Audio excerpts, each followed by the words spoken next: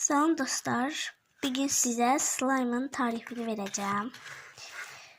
Məndə olub, baxın, tam olub yani, əllə oynamaq olur, ələ heç gəlmir.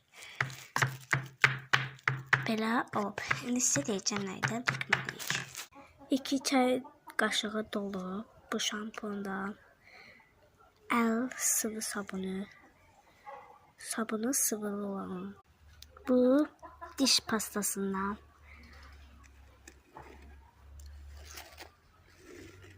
Belə hiç oğlanlar almalıdır. Karıştırdıktan sonra ise bu şampundan, çiğ belə olandan. Sonra ise bu şampundan. Bütün materyaller Faberlikindir. İçi belə olanlar.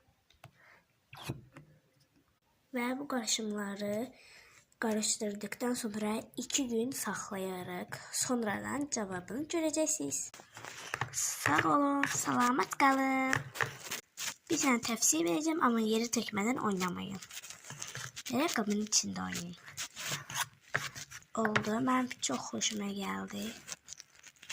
Tam slime kıvamında boraksız, moraksız yani.